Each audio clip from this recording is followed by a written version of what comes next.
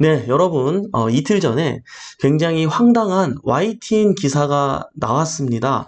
여러분들 어떤 내용인지 기사 내용 함께 보시고 말씀 이어서 진행해 보도록 하겠습니다. 자료만 함께 보시면서 말씀 나눌게요. 잠시만요. 빌라 경매가 쏟아지고 있습니다. 이 지난달에는 18년 만에 가장 많은 1,400여 건이 나왔는데 이 낙찰된 건 200채를 간신히 넘겼습니다. 화면으로 함께 보시죠. 자, 지난달 서울에서 빌라 1,456채가 경매에 나왔습니다. 18년 만에 가장 많은 건수였는데요. 이전에 많았던 건 지난 2006년 5월입니다. 당시에는 1,475건이었습니다. 자, 지역별로 볼까요? 서울 강서구가 압도적으로 많았는데요. 546건, 비율로 따지면 37%에 달합니다. 양천과 구로가 각각 100건을 넘었고요. 금천, 은평, 강북, 성북구가 그 뒤를 이었습니다. 자, 이번에 보시는 표는 연도별 월 평균을 나타낸 겁니다. 지난해 900건을 훌쩍 넘기면서 급등을 했죠. 지난해 10월부터 1000건을 넘어선 이후 7개월 동안 떨어지지 않고 있습니다. 이렇게 최근 갑자기 물건이 몰리고 또 유독 강서구에 많은 이유, 짐작하시는 것처럼 전셋값 급락, 전세 사기 여파와도 연결돼 있습니다. 자, 이렇게 경매에 나와도 낙찰되는 게 하늘의 별 따기입니다. 지난달 경매에 붙여진 서울 빌라 중에 낙찰된 건 200채가 조금 넘습니다. 비율로 따지면 15% 수준에 불과합니다. 자, 심지어는 13차례나 유찰된 경우도 있습니다. 이 빌라는 2,500만 원도 안 되는 금액이 나왔는데요. 이 감정가가 3억 원에 가까우니까 8.6% 수준입니다. 그런데도 주인을 찾지 못했습니다. 네, 여러분들 내용을 잘 보셨습니까? 굉장히 황당하죠? 예, 지금 전문가들은 하고 내용이 끊겼는데 뭐라고 하셨냐면 전문가들은 지금 전세 사기 여파로 이런 상황이 벌어지고 있는 것 같다라고 이제 코멘트가 날아왔더라고요. 근데 여러분 이게 지금 어떤 상황이죠? 정보가 굉장히 잘못됐죠? 왜 이게 10몇 %대에 2억짜리 물건이 2천만 원대에 2천만 원대에도 낙찰이 되지 않는 이유가 뭘까요? 우리 굿모닝 경매 식구들은 아실 거예요. 사실 뭐죠? 대항력이 있는 임차인이 있는데 이 임차 금액을 인수해야 되는 상황이다 보니까 그거를 인수하는 게 의미가 없기 때문에 전세금이 집값보다 비싸기 때문에 아무도 그 가격에 입찰을 들어오지 않고 있는 상황인 거죠. 여러분, 야, 이 기사가 이게 참 말이 됩니까? 그죠? 이게 부동산 경매를 잘 모르는 분들 입장에서는 서울 빌라 하면 안 되겠구나. 되게 위험한 거구나. 라고 아예 마음을 닫는 계기가 될 거예요. 이게 정확한 정보가 아닌데 이런 기사들 여러분들 진짜 주의해야 됩니다. 심지어 사실은 다양한 이제 대한민국에 많은 기자분들이 계시죠. 정말 정확한 정보를 제공해 주시는 분들도 있는데 이제 그분이 일부러 이제 뭐 그러려고 그런 건 아니고 이게 잘못 이렇게 알고 있는 부분들이 있는데 그 안에서 기사 내용을 쓰다 보니까 요게 이런저런 오류들이 사실 굉장히 많이 발생하는 것 같습니다. 그래서 우리 굿모닝 경매 식구들은 이런 부분에 대해서 오픈하지 않았으면 좋겠고요. 그거와 관련된 비슷한 뭐 다른 기사들도 좀 있는데 요거는 그래도 비슷하게 똑같이 또 빌라 포비아라는 표현을 했는데요. 정확하게 조금 팩트 체크하면서 얘기했더라고요. 뭐 이랬거나 저랬거나 지금 현재 이런 이야기가 돌고 있는데 이 이야기에 대해서 우리가 생각해 볼 부분 그거에 대해서 얘기를 나눠보도록 하겠습니다. 자, 먼저 서울경제신문에서 서울경매 19년 내 최대 낙찰률도 10%대 커지는 빌라 포비아. 이게 무슨 말이죠? 빌라 공포. 공포증. 뭐 이렇게 여러분들 해석을 하시면 되겠는데요. 어떻게 생각하십니까? 네, 월 평균 지금 빌라 경매 매물이 최다를 이룩하고 있다고 합니다. 저도 사실 느껴집니다. 확실히 뭐 특히 문정부 때랑 지금 비교해 보면 매물이 굉장히 많은 편이죠.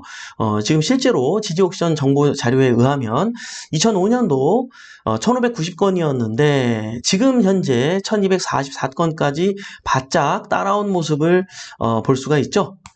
네, 서울 빌라 월평균 경매 진행 건수도 20년까지만 해도 그때 금리도 이제 굉장히 낮았었죠. 258건 정도? 예, 요 정도에 머물러 있던 것이 고금리의 여파로 24년도인 지금 이렇게까지 매물이 많이 올라오고 있는 상황입니다. 물론 굉장히 씁쓸합니다. 사실 이거를 경매로까지 어쩔 수 없이 처분하는 분 입장에선 굉장히 안타깝지만 사실 우리 경매인들에게는 이게 또 요럴 때가 또 이제 기회인 시장이긴 하거든요. 그래서 이랬거나 저랬거나 사실 이 굿모닝 경매를 보시는 우리 식구들은 우리 가족 여러분들은 정말로 이렇게 경매를 당하는 채무자, 채권자 이런 위치에 사람이 되지 않도록 우리가 미리 공부하고 예비할 수 있었으면 좋겠습니다. 자, 어쨌든 지금 이런 상황인데요. 다양한 기사들이 쏟아집니다. 간단하게 요약해서 좀 읽어드리자면 올해 월 평균 낙찰률은 12.7%입니다. 예, 이거는 낙찰률은 뭐냐면요. 뭐 10개가 있으면 그 중에 1.27개가 낙찰이 되고 있다. 뭐 이런 걸 뜻하는 거죠. 그리고 낙찰 가율도 올해는 평균 82.1.2%에 머물고 있다라고 표현을 했습니다. 이 낙찰 가율은 뭘까요? 예. 감정가 대비 얘기하는 거예요. 감정가가 예를 들어서 뭐 1억이면 8,120만 원 정도의 낙찰이 되고 있다. 뭐 이런 걸 뜻하는 거죠. 사실 이거는 그냥 그 지표에 불과합니다. 예, 수치에 불과합니다. 왜냐하면 감정가가 때로는 시장 상황에 따라서 낮을 때도 있고 굉장히 지금 시장은 안 그런데 그게 굉장히 높게 책정이 된 경우도 있기 때문에 이걸로 어떤 시장을 판단하는 건 무리가 있습니다. 사실은. 그러나 어쨌든 이 지표에 대한 내용이 있기 때문에 우리가 이런 것도 생각은 해볼 필요는 있다. 자, 그리고요, 밑에 아래 빨간 줄을 또 보시면 2000년 중반 낙찰률은 90%, 낙찰 가율은 110%까지 치솟 기도했었다라는 말이 있습니다. 그죠? 이제 아까 뉴스에서 YTN에서도 얘기한 것처럼 2006년도를 지금 비교해서 얘기하는 거죠. 그때는 어땠어요? IMF 이후였고, 그 신용카드 대란이 막 일어났던 그 시점입니다. 여러분들도 기억하시죠? 저도 그랬었는데요. 그때 당시에 서울에 있었던 아들들은 전부 부모님들이 힘들어서 군대 보내고 그랬습니다. 예, 저도 그때, 부산의 신병교육대에서 해운대 신시가지 옆에 거기서 이제 그 훈련을 받고 그곳에서 조교 생활을 하면서 어쨌든 군 생활을 했는데 그때 부산 신병교육대에서 놀랬어요. 아니, 왜 이렇게 서울에서 많이 내려와, 부산까지?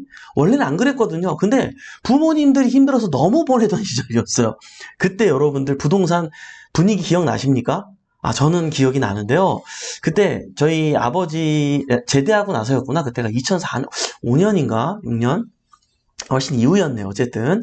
그때 막 부동산 굉장히 안 좋아가지고 잠깐 안 좋았죠. 그 6개월 정도 이후에는 노무현 정권 때 굉장히 폭등을 했죠. 어쨌든 그때 이제 막 주택 갖고 있는 분들한테 종부세다 뭐다 해가지고 뭐 엄청 막 이제 두드릴 때였어요. 그래서 그 아버님하고 또 그때 당시 친했던 분이 이거 취등록세만 그냥 내고 가져가라고 할 정도였어요. 예, 다주택자들한테는 그때 굉장히 공포스러운 분위기였습니다. 그때 사실 제가 그걸 가져왔어야 됐어요. 그때 당시 취등록세가 그 매물이 한 500이면 가져왔어요. 그게 빌라가 그 당시에 한 8천만 원 했던 것 같아요. 신림역 근처에 있었던 물건이었어요. 지금 이거 얼마일까요, 여러분? 3억대예요, 3억대. 그때 이거 내가 샀어야, 내가 이거 취등록세만 주고 가지고 왔었어야 돼. 근데 어렸을 때 내가 그거를 우리 부모님이 성재야 500만 원 있냐, 저희 부모님 가난할 때, 그죠? 굉장히 가난할 때. 500만 원 있으면 저기 장집사님이 이거 준다 그러니까 이거 가져가자, 이거 좋은 기회다, 나중에 이거 오른다. 그때 그랬을 때 제가 그거를 제가 의심했어요. 의심하면서 그때 어떻게 했냐면 주변에 제 또래 저보다 한 살 많았던 누나였던 것 같아요. 그 누나가 마침 중개사 자격증을 딴 거예요. 제 주변의 전문가는 그 누나밖에 없었던 거죠. 내가 그걸 전문가한테 물어봐야 되는데 그 누나한테 물어본 거예요. 근데 저한테는 엄청난 전문가신 거죠. 중개사 자격증을 이번에 따신 분이니까. 예. 그래서 그분한테 여쭤봤더니 뭐래요? 지금은 때가 아니니까 사지 말라는 거예요. 그래서 전문가분께서 사지 그래가지고 내가 그때 안 샀단 말이에요. 예. 이게 여러분 이게 정보의 오류입니다. 진짜 이게 내가 부자가 되기 위해서 중요한 선택을 할 때는 사실 그 분야의 전문가, 경험이 많은 사람에게 물어봐야 되는데, 내가 아는 주변에서 그냥 친한 사람, 그래서 조금 더 알고 있는 사람, 거기서 해답을 그냥 얻고 결정하려고 하는데 이거 되게 위험한 거예요. 이 얘기하다 갑자기 내 옛날 생각이 나서 그래. 그때 그 선택이 내가 너무 후회되거든요. 그때 조금 더 부동산을 투자를 많이 했고 경험 있는 분들한테 물어봤다면 지금이 좋은 기회니까 다주택자 입장에서도 이걸 정리해야 되는 상황이고 그랬기 때문에 지금 이렇게 주는 거니까 그냥 받아라. 나중에 오른다. 이런 조언을 들었다면 어떻게든지 그걸 샀을 텐데 여러분들도 그런 후회하지 마시기 바라고요. 자, 넘어와서 2000년대 중반 낙찰률은 요 90%, 낙찰가율은 110%까지 치솟기도 했다. 현재는 빌라에 대한 수요 자체가 급격히 줄어들어 악성 매물에 가깝다라고 맨 아랫줄에 이렇게 정말 정말 심각하게 표현을 했는데 여러분 또 이 기사를 보면 어떻게 생각을 할까요? 지금, 빌라는 굉장히 공포스러운 거구나. 어이구, 악성 매물에 가깝다고 판단해야 되는구나. 라고 이 시장을 정확하게 모르는 분들은 이 기사 내용을 보고 마음을 닫아버리는 상황이 생겨버려요. 제가 그랬거든요, 옛날에. 네, 부동산을 투자하려고 그랬는데 막 노무현 정권 때 막 떨어지는 거예요. 그래서 부동산은 역시 하는 게 아니구나. 더 떨어질 거야. 그래, 잘 떨어지고 있다. 나도 주택도 하나도 없는데 아주 좋아. 계속 이렇게 갔으면 좋겠어. 이런 바람과 마음으로 그 다음부터는 뭐 어차피 부동산 관심도 없어서 안 봤거든요. 예, 그쵸? 예, 그때 봤어야 되는데. 예, 그래서 몇 년 더 빨리 했어야 되는데 이런 후회가 되는데요. 여러분들은 그런 후회 겪지 마시기 바랍니다. 자, 지금 현재 예전부터 지금까지 서울 연립 다세대만 지금 추이를 좀 봤습니다. 매매와 전세와 월세의 추이인데요. 어떻습니까? 매매 가격이 꾸준히 조금씩 상승하다가 지금 이렇게 꺾인 모습을 보고 있죠.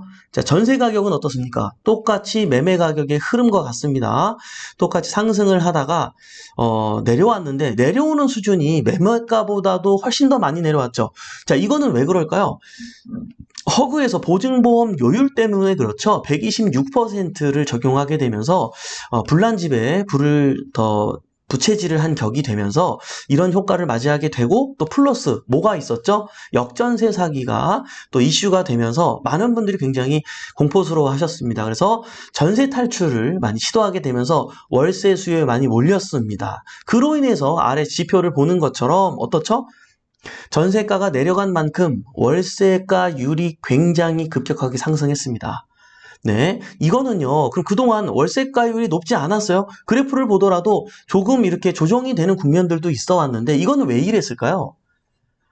네, 당시에는 모두가 웬만하면 전세가율을 선호하던 시장이었습니다. 네, 월세보다는. 왜요? 은행에 이자 내는 것이 월세를 내는 것보다 훨씬 효과적이기 때문에. 그리고 전세에 대한 대출을 받아서 내가 그 집에 사는 것은 왠지 적금을 든다는 그런 긍정적인 생각이 들기 때문에 전세 수요가 월세 수요보단 월등히 많았었습니다. 그렇기 때문에 이 월세 가격이 이런 흐름 상태를 유지하다가 지금은 어때요? 인플레이션 플러스 전세의 탈출화 이런 요인들 때문에 월세가 올라가고 있습니다. 금리도 한몫하고 있죠. 여러분, 이런 시장에 변화가 있다는 사실을 반드시 체크할 필요가 있고요. 앞으로는 또 어떻게 될까요?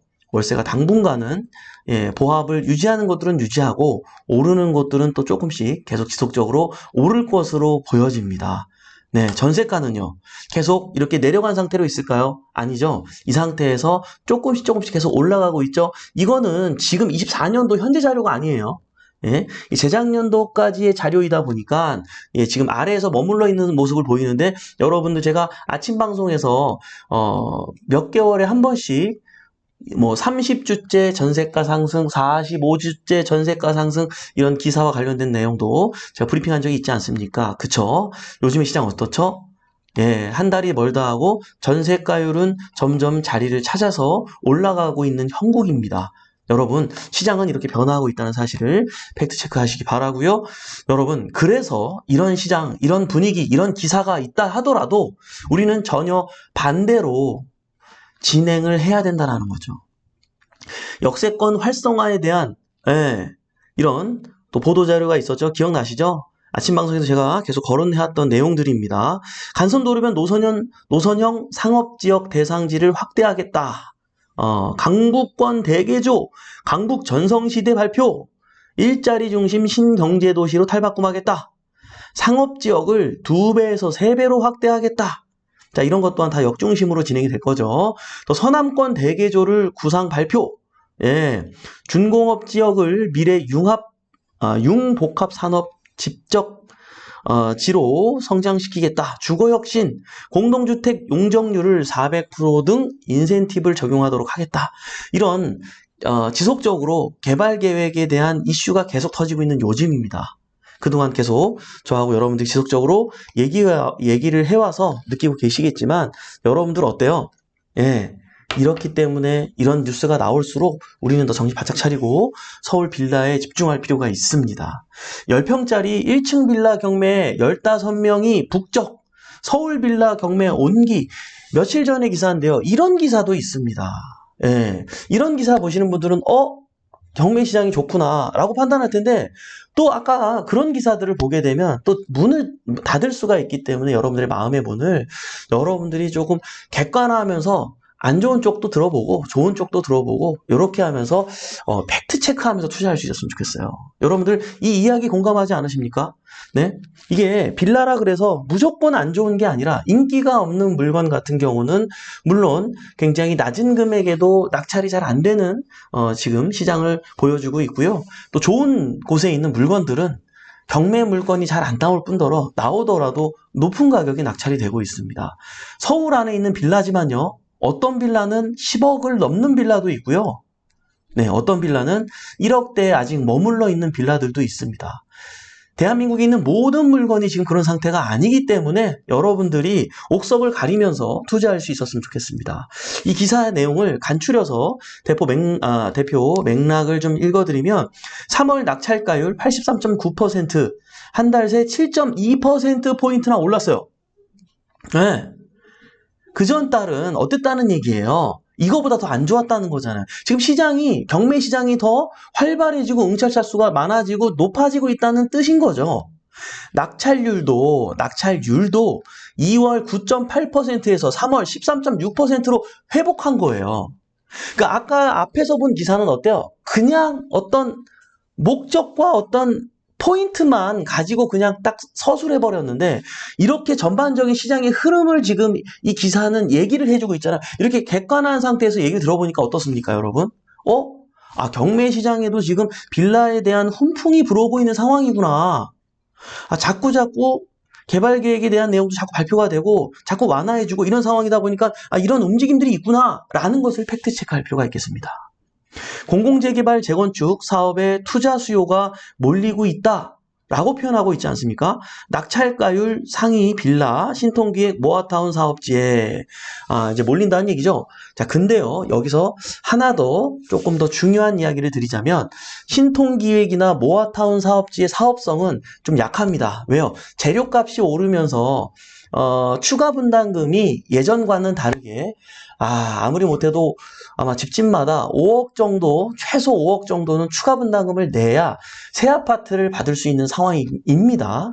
그런데요, 제가 앞서서도 여러분께 말씀드린 적이 있지만 역세권과 관련된 위치에 있는 재개발 빌라, 여러분들 얼마나 좋은지 아세요? 반지하도요, 우리 전문가반 회원님들이 조사했던 매물이었습니다. 반지하 빌라인데요, 역세권 안에 포함된 물건이었어요. 1억 5천에 나와 있고요. 내 돈 5천만 원의 갭만 있으면 매입할 수 있었던 물건이에요. 경매로 나왔다면 1억 2천에도 낙찰이 가능했었던 물건이었겠죠. 자, 그 물건 한 2, 3주 정도 만에 거래가 됐습니다. 여러분, 지금 시장 분위기가 이렇습니다. 모든 곳이 다 그런 게 아니에요. 모든 곳이 다 그런 게 아니기 때문에 여러분들 반드시 팩트 체크해야 돼요.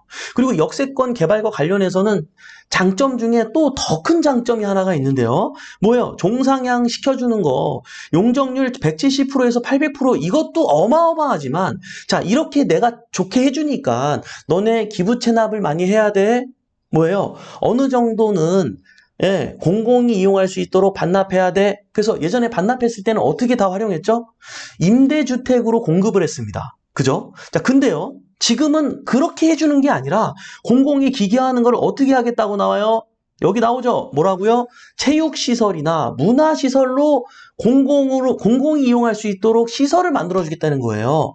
그냥 임대주택만 제공하는, 그냥 그렇게 하면 좀 우리 부동산의 가치가 좀 떨어진다 그래서 조금 안 좋아하는 편이었잖아요. 근데 물론 공동주택에 대한 것도 물론 있지만, 그것만 뭐 몇백 세대를 포함시키는 게 아니라 체육시설도 문화시설, 예를 들어서 이런 거죠. 우리가 주변에서 청소년 수련관, 마포구, 뭐 또 문화체육센터 이런 거 보잖아요. 그런 시설들이 이곳으로 들어올 수 있다는 거예요. 그럼 우리는 집에 살면서 밑에 내려가면 문화시설 모든 액티비티, 모든 영화, 모든 것들을 다 즐길 수 있는 컴팩트 시티를 만드는 프로그램으로 구상이 되기 때문에 이 역세권 개발 시프트의 빌라, 여러분들 그 어느 때보다도 최고의 기회 가운데 있다. 그리고요, 여러분들 요거까지 들으셨으면 좋겠어요. 자, 그럼 신통기획과 모아타운 지금 어떻죠? 선정된 곳들은 많은데 지금 굉장히 싱숭생숭합니다.